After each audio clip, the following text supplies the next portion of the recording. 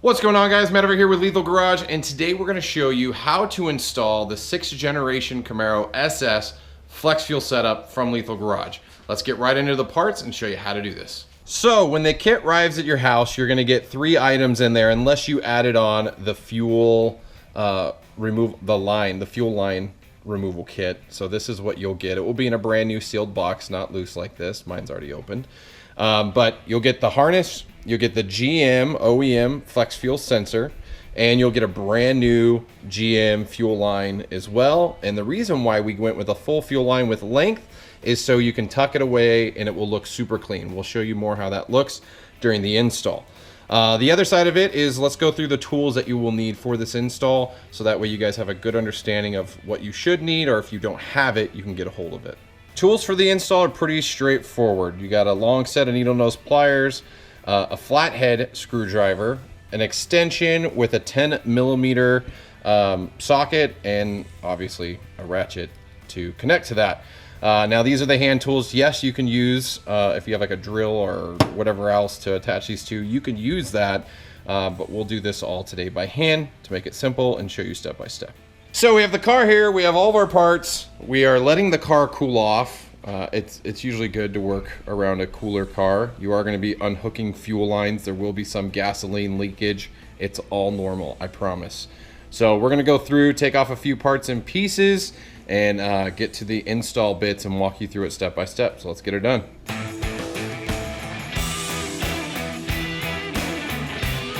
So you will see there's a fuel retainer on there that was just pulled off. You can use that with your needle nose pliers. It just pulls off, and that just keeps it from backing off. Now, if you guys didn't know this, that line right there is going into the DI pump. Now the pressure is not coming this way, but it's just a safety measure. There's going to be one on that side, and then there's also one on this side as well, but you just need to remove that one. Just as a little note, if it is hot, very hot, it will shoot out fuel randomly. So that's normal. Don't freak out. Okay, let's pull it off, see if we get some fuel shootage. Oh yeah, it's definitely hot enough for that. So you can see, using the tool, you slide it in there, you push the tool up, and what that is doing is it's engaging 3 little metal clips, and I'll show you what that looks like inside the line. Actually, we have the fuel line.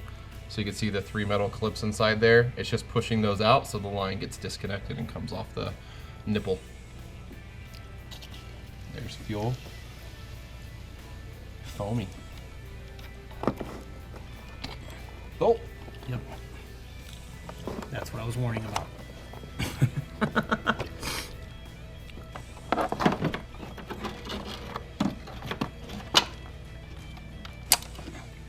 Usually if it's cold, it doesn't do that. So you can see we snapped in the new line. It literally just snaps in on the nipple. We'll put that retainer clip back on. So again, it's a safety clip. We do snap the fuel line into the top clip on your intake manifold cover, and then your stock fuel line that was already on the car stays clipped on that side as well.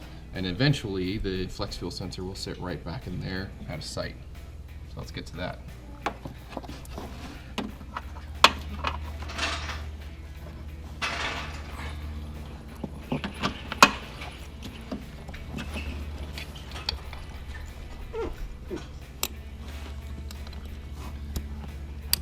So the flex fuel line snaps right into the sensor. It doesn't really matter which way the sensor is facing, but we recommend facing it the way you see it sitting, so basically the white side of the sensor facing up, because the clip, in a sense, from our harness will plug into there and run down above the coil pack covers. So we have our harness. Let's say we're going to route this accordingly, because again, we want this to look as clean as possible. It is using GM OEM connectors, so it looks all as it should. And again, we're just going to tuck this in and run it along the main fuel harness cable that is running along the upper side of the coils packs. At this point, you'll see Mike unplugged the Evap sensor. This is usually pressed down. Basically, you gotta pull that up, and as soon as you get it up all the way, you gotta squeeze it fairly hard, push it in, and then pull it out. Perfect. So at this point, that's unplugged. You could see our harness comes with the exact same connectors because we're just daisy chaining off that for the power. Do know that this is connected to a fuse already, so it is a protected circuit, and we're not connecting into the coil packs like some of the products out there, because God forbid if something failed, at least we're not eliminating the cylinder from being able to fire, because that would be bad.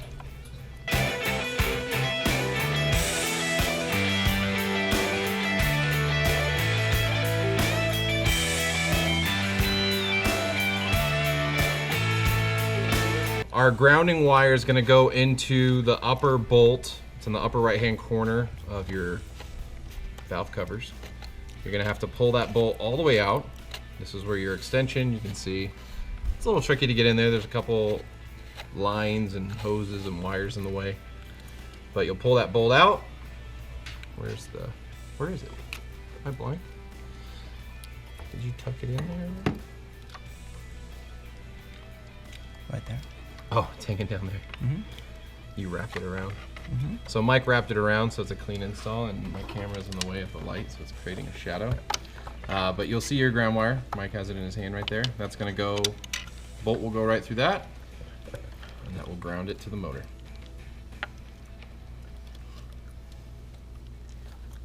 Nice skinny magnet. I need one of those.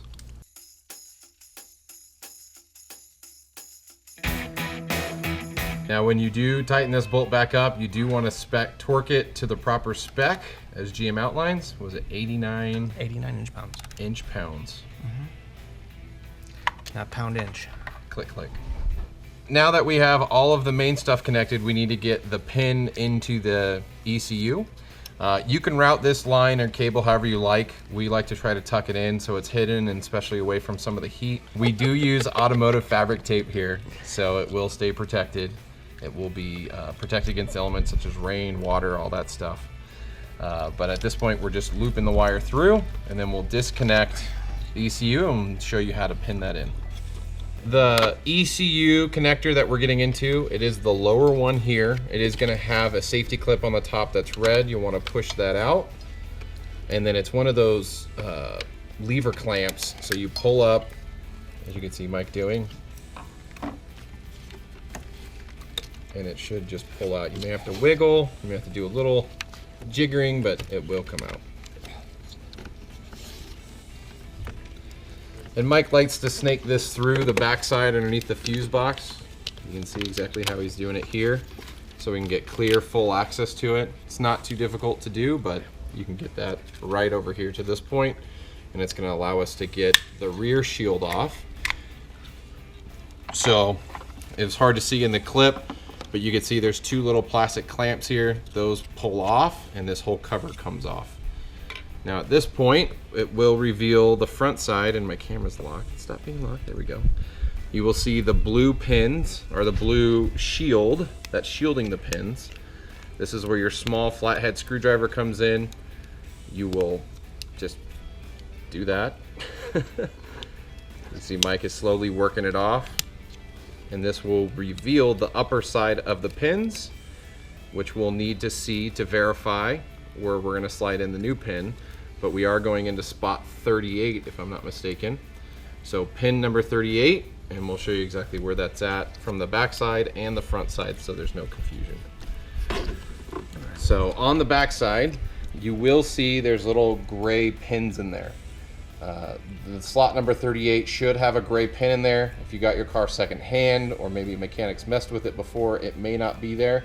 But we'll show you exactly where that's at, and I'll let Mike talk you through this part. All right, so there's a short side and a long side that goes all the way to the back. We've got the big connector here. So we know that this side over here is 32. So we instantly come over to here because it's marked number 1 here.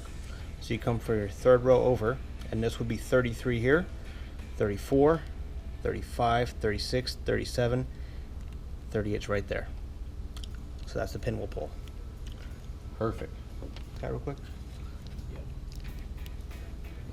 So you're gonna pull the gray pin out. It does just pull out. Pulled out nice and easy. Yep. And then our pin out, you can see right here, it's the same stock GM pin. And it just slides right on in. Now, is there a special orientation for this, Mike? there is. You want to make sure that this is facing towards this way here. So you want to make sure that that step right there's no step on the other side. It's nice and smooth there. You make sure the step is going out. Slide that in. Hear the click. Yep.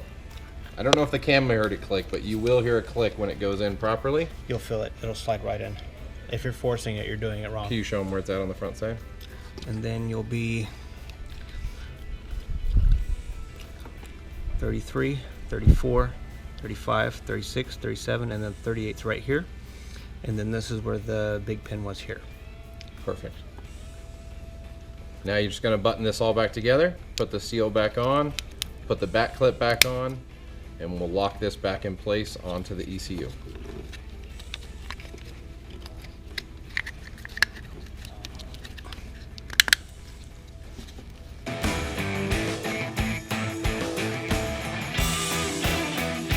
So ECU plug is back in, safety snapped, the harness is installed properly. At this point, you have completed the install minus putting back the pieces we've taken off and a couple zip ties, which we will use, not included in the kit. It really comes down to how clean you want it to install.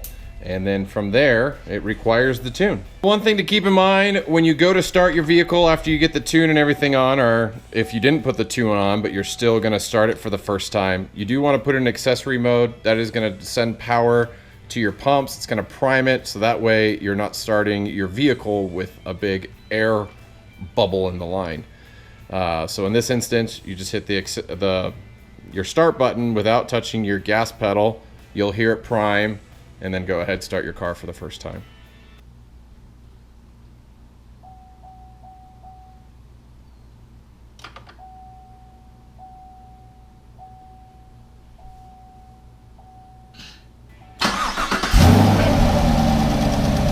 She's alive! Now she's good to go. Now do keep in mind, you can run the Flex Fuel kit without the E85 tune for as long as you want, but you cannot run E85 until you get the tune for E85. So keep that in mind. You can install it whenever you want, and then you can wait to get it tuned. If you guys have any questions, comments, concerns, post them down below. Appreciate you guys checking out this video. Links to the product are also down below. But until next time, guys, hope to see you on the road.